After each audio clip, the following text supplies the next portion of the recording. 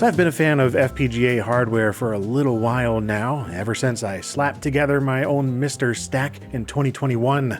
The high accuracy and low latency offered by that sort of setup is top-notch for classic gaming, so I've kept one hooked up to my TV ever since. And as great as it already was 4 years ago, it is wild how far it's come since I last made a video on the thing. Because yeah, back then FPGA cores were primarily focused on 8 and 16-bit systems. Folks were hopeful 32-bit consoles would be fully recreatable on an FPGA, but due to their complexity, it was a cautious optimism, particularly for certain systems. A full N64 on an affordable FPGA was a pipe dream. Emulating the N64 both accurately and at full speed has historically proven quite tricky and a bit more hardware intensive, which is why I'm always interested in new ways to emulate the thing. Well, here we are in 2025, and not only is there a Nintendo 64 core for the MiSTer project running wonderfully on the old D10 Nano, but now Analogue Inc. is back at it with one of their premium consoles, the Analogue 3D. It's a complete FPGA recreation of the Nintendo 64 with all the modern amenities you'd expect from them, like upscaled 4K HDMI output, original controller support alongside Bluetooth, and a cartridge slot for playing all your N64 games worldwide too. The 3D is completely region-free, and they claim 100% compatibility with all licensed cartridges, an impressive claim.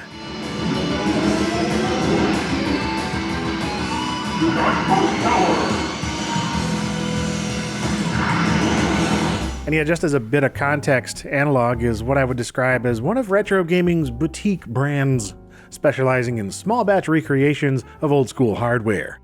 And I first heard about them in 2011 when they released this awesome looking solid wood Neo Geo, a $650 MVS system with a pure walnut shell. But since then they've left wood behind, unfortunately, and gone on to make their own FPGA implementations of classic consoles, no original hardware inside at all. And across half a dozen system releases, they gained a reputation for solid build quality, limited availability, and a high chance of delayed launch dates. And the Analogue 3D is no exception on all counts, but after numerous delays, it's finally launching November 18th, 2025. For real this time, here it is. They sent over this review kit for me to cover however I please, so I've been putting it through its paces for a couple weeks with all the games and peripherals that I have. But keep in mind this is a pre-release unit, so while the hardware is sorted, the software is subject to change. As will the packaging. This is not the retail box, but it'll come with the console inside and an HDMI and USB-C cable, 2 squishy cartridge cleaners, a shortened 16 gig SD card for system settings and stuff, and a 30-watt power adapter. The controllers are sold separately, which kind of makes sense seeing as most interested buyers will likely have originals already, but this review kit came with 4 of the 8BitDo 64 Bluetooth controllers, something the companies worked on together specifically for this system.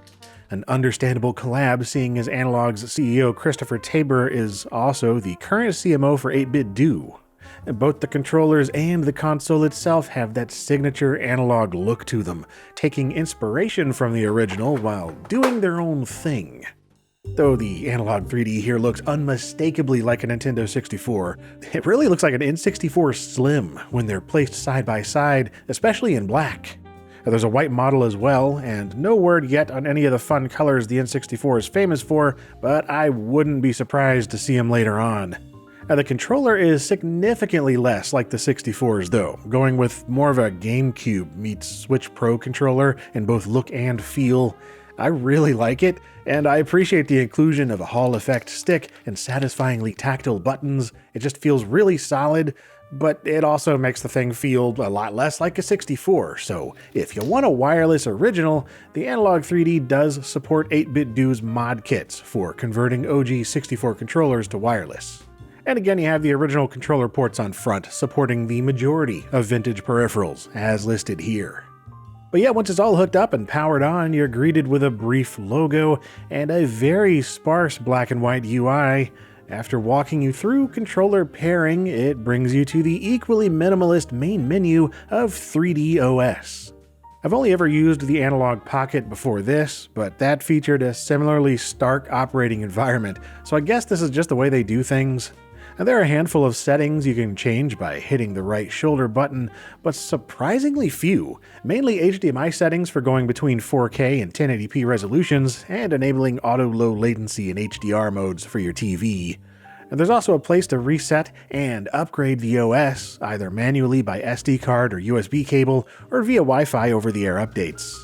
But yeah, from here you can plop in a cartridge, and when you do, it reads what it is and puts a link to it in the library here.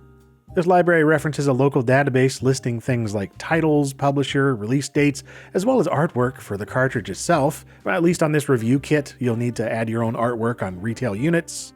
I really like this library though. It's addictive, inserting each game you own and seeing your physical collection fill out virtually.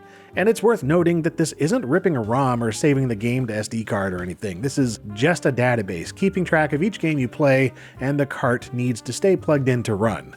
And on that note, let's get to some gameplay. Suck it down.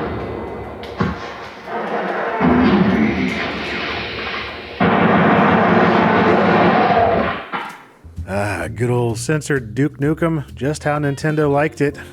The 64 library is always a fascinating one to revisit. There are so many oddities and unique titles. Even when something was on another system, it's probably different here. I don't have a massive collection, and I'm no expert on which games are hardest to run, but I've tried everything you see here, and I didn't have issues with any of them. Some of them definitely needed a good clean to be recognized by the system, but otherwise they all work great. That said, this is all limited to what you physically have, as you can't load ROMs from an SD card or anything. Only cartridges work, at least until a jailbreak comes along, and flash carts may or may not work, depends on what it is. Like my EverDrive doesn't do anything if you try running it, but that could change. In the past, these have gotten firmware updates specifically for analog systems. It's similar for Homebrew. Your mileage may vary. Anything unlicensed shows up as an unknown cartridge listing in the library, and you can always try running it, but whether or not it works is a crapshoot. Me, Mario! Thankfully, my version of Shotgun Mario 64 works perfectly fine.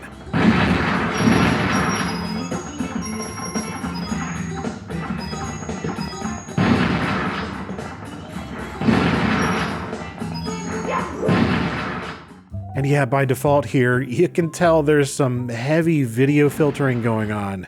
To adjust that, press the controller's little pixel heart button, or Z plus start, for the endgame menu. And here's where you'll find settings specific to each game. You've got video settings for deblurring the N64's hallmark Vaseline filter, as well as disabling 32-bit color and anti-aliasing if you feel like doing that. And then there are all the filters, or original display modes as it calls them. These are mostly CRT filters with presets for BVM and PVM style aperture grille displays, as well as consumer level CRTs with more of a shadow mask look, and you can mix and match these too. Plus a more traditional scanline effect, and finally a clean mode, which lets you disable all that stuff and get the unfiltered crispy pixel look. And there are the expected options for interpolation modes, plus gamma, sharpness, and image scaling.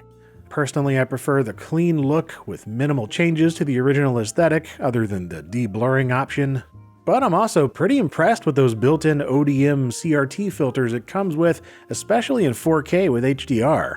They're some of the better looking CRT effects I've seen, short of going deep into custom shaders with BFI and such, which this doesn't have. That said, I do wish they weren't enabled by default, because every time you put in a new cartridge, you've got to go back into the options and adjust things again, unless you're cool with CRT effects on everything. There's no way to create your own presets or set global options across all games on the system, at least not as I record this. On the topic of video, the Analog 3D has no analog output, only HDMI, and it's either 1080p or 2160p, nothing lower, so you won't be plugging it straight into a CRT. And even an HDMI converter isn't ideal with most tubes, since there are no actual 4x3 resolutions provided. And yeah, I know, pristine, widescreen digital video is the goal here, but still, I appreciate choices in output, and this doesn't have them.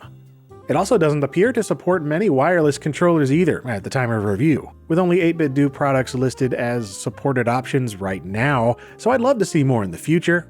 You can also use wired controllers with the 2 USB ports around back, so that's another option, but yeah, wired or wireless, I've been really happy with the input delay, or lack thereof.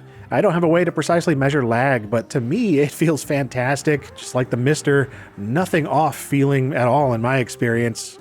It's effectively like having an original console with a really nice upscaler, as I can attest by comparing it side by side with a stock N64 and a RetroTink 4K. FPGA cycle accuracy, man. The games run just as good or bad as they always did, unless you boost the emulated clock speed, which you can do if you want, but results vary wildly and it's not consistently recommended. Finally, I want to mention data handling real quick.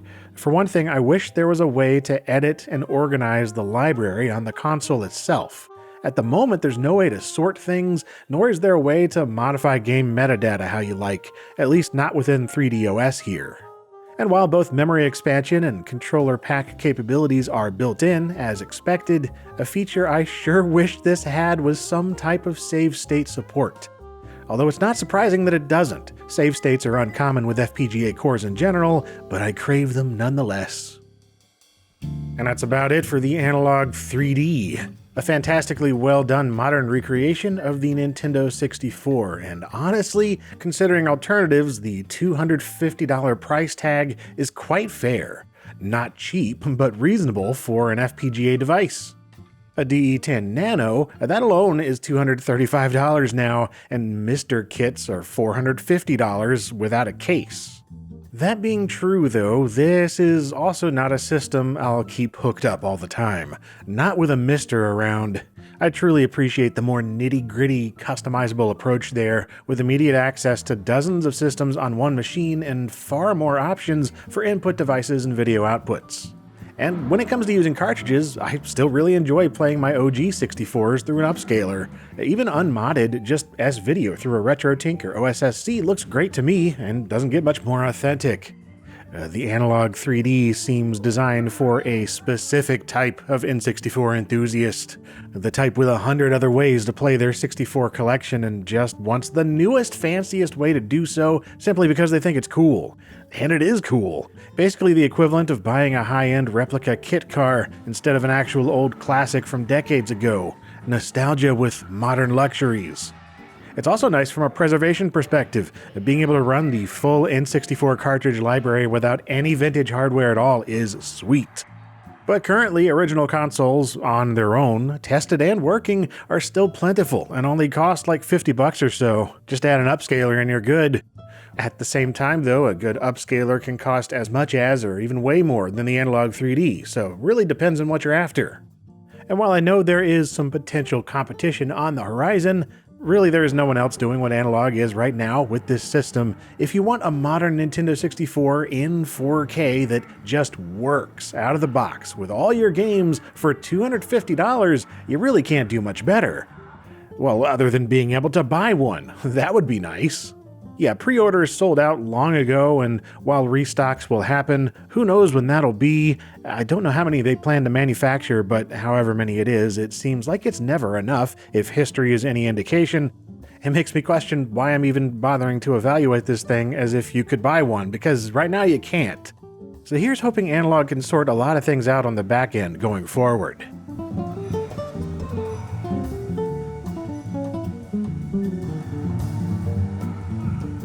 And if you enjoyed this, then hey, maybe you'd like to see some of the other retro things that I talk about here on LGR, usually computer related, not consoles, but you know, there's probably going to be a console thing coming next week too, so hope you stick around for that. And as always, thank you very much for watching.